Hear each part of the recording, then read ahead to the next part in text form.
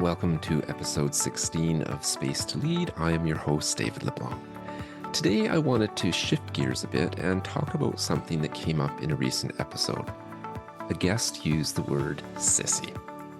Now, that's a word that might not mean much to some people, but for others, and maybe for yourself, it might land heavy. It might carry a lot of history, memory, even pain. And that reaction happened for a few of our listeners. One note in particular caught my attention when a man reached out to express his frustration. I can't believe you did not address immediately when it was said, or at a minimum edit it out.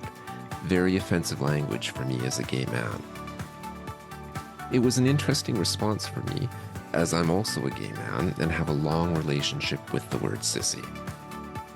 What happens when we pause in those moments, when we notice our reaction before we judge? That's what I'd like us to sit with today.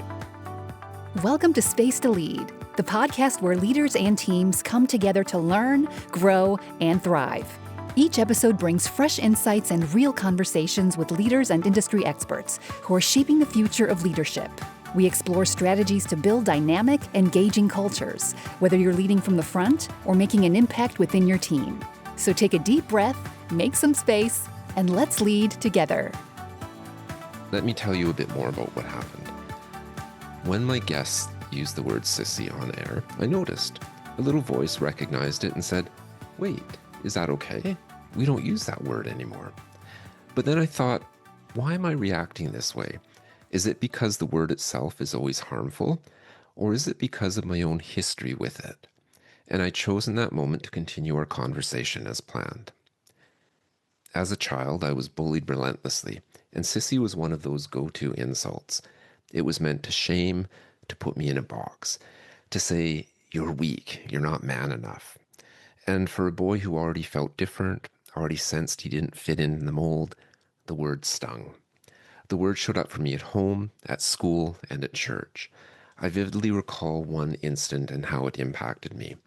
Our church had meetings throughout the week, and in one of those meetings, members of the congregation would give talks as part of the ministry school. I was young, and I hadn't done it yet. I was around 8 or 9, and I remember talking to one of the elders, expressing my interest, and I referenced a girl the same age who had recently delivered a talk. "I'd like it to be easy like Leanne," I said. His response? "Like a girl? Are you a sissy?" There were already so many conflicting emotions I felt at that age, knowing I was different and that what I was feeling wasn't acceptable in my church, and this brief moment hit really hard. How did he know the thoughts I was having, the struggles that I was facing? So when I hear it now, decades later, my body still remembers. My reaction's personal. And yet I know that same word is used playfully in other communities. Sometimes it's reclaimed. Sometimes it's said with affection. This is the complexity of language. Meaning isn't fixed, and it lives in relationship, so context really matters. I experience this every day with my 9-year-old twins who affectionately refer to each other as sissy. Words like sissy don't appear out of nowhere, and they carry history. That word itself does come from sister, and often it was used to imply weakness by comparing a man to a woman. Over time, it evolved and it became a slur aimed at boys and men who didn't fit traditional ideas of masculinity, and particularly directed at people in the LGBTQ+ community. So yes, there's a history of harm there. And that history doesn't disappear just because someone uses the word casually or with humor. But words also evolve. Think about words like queer. For a long time, it was a cruel insult. However, today, many people proudly claim it as identity. Language shifts, it gets reclaimed, and it takes on new life. So which is it? Is sissy always harmful, or can it sometimes be harmless and even endearing, like in the case of my girls? The answer's complicated, and that's why the pause is so important. When we hear a word that triggers something in us, our nervous system reacts. Fight, flight, freeze. It all happens before we even think. And that's why pausing matters, because in that pause I can ask, is this about me? About my story? Or is this about the word itself and the impact that it might have on others? Here's a simple framework I try to use. First, notice your reaction. Where are you feeling it? Is it in your chest, your gut, your jaw? Then ask yourself, what's this really about? Is it a personal memory, cultural history, or the actual intention of the speaker? And then finally decide, do I respond? Do I name it? Or can I just let it go? That moment of reflection gives us choice. Without it, we're just reacting. With it, we can respond with more clarity and more humanity. Let's pause here, and I'm going to turn this over to you. What words push your buttons? What words make you want to jump in and correct someone immediately? And when that happens, what's really going on inside of you? Is it about the word itself, or about what the word has meant in your own life? Take a moment to really think about that. Here's another question.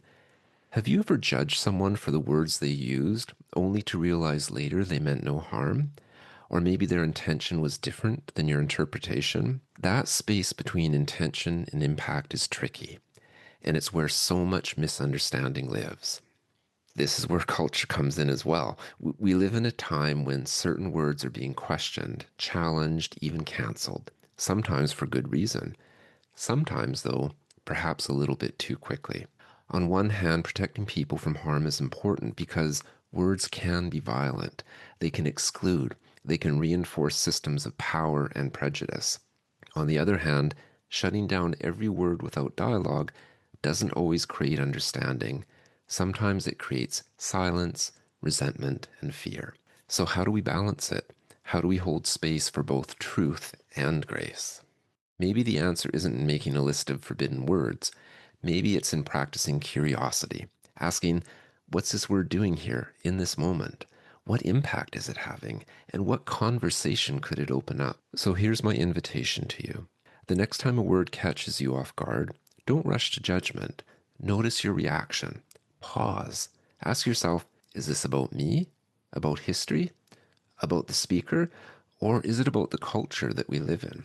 You may not land on one clear answer, and that's absolutely okay. The pause itself is powerful. It gives us room to respond with more compassion, more honesty, and maybe even more courage. Words can be powerful, they can wound, but they also can heal. They can divide, but they can also build bridges.